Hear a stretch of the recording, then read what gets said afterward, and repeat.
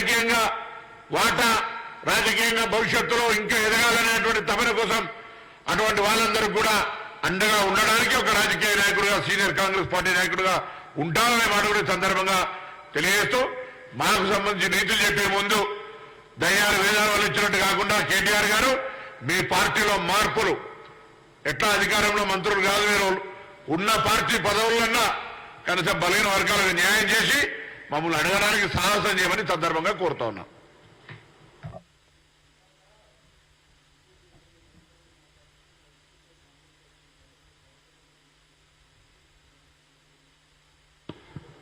పాడిందే పాట పాస్పర్ల ఏంటది దాసరి అని నిన్నటి దాకా చాలా మంది నాయకులు వాడినరు.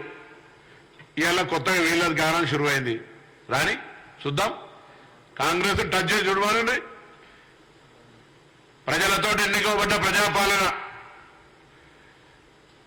ఎన్నికై 100 రోజుల్లోనే అనేక కార్యక్రమాలు తీసుకొని పోతున్న ప్రభుత్వం, చేతనైతే ప్రజల దగ్గరకు 10 సంవత్సరాల్లో మేము ఏం చేసిన, కేంద్రం నుంచి విభజన హామీలు అమలు చేసినామా, తెలంగాణ ఏర్పాటు మీద ప్రధానమంత్రి స్వయంగా తెలంగాణ ఏర్పాటు పట్ల అవహేళనగా మాట్లాడితే అది తప్పు అని చెప్పగలిగే ధైర్యం, మగతనం ఉందా?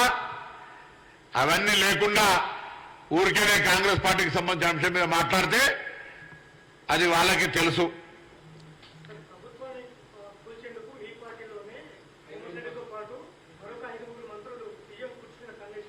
ఎట్లా తెలిసిందో జర ఇబ్బందిలో కదా.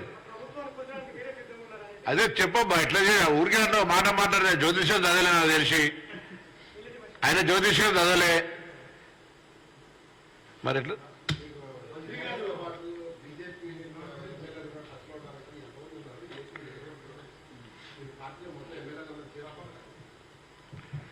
మళ్ళొక్కసారి సందర్భంగా నేను గౌరవ కేటీఆర్ని కోరుతా ఉన్నా, బలహీన వర్గాలకు సంబంధించి ఏదైనా మాట్లాడే ముందు మీ దగ్గర ఉన్నటువంటి పార్టీ పదవులల్లో బలహీన వర్గాలకు న్యాయం చేసి వేరే పార్టీ గురించి మాట్లాడమని ఇంతో చెప్తాను. అందరూ నమస్కారం.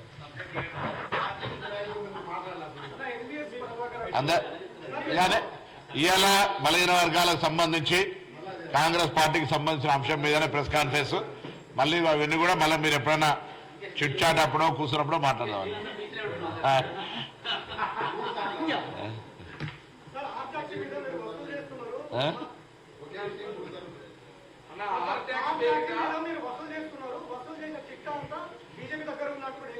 పెట్టుమని బయట ఎందుకు దాచిపెట్టుకుంటున్నాను? ఆయనకి ఏమైనా వస్తుంది అనుకుంటున్నది అలా.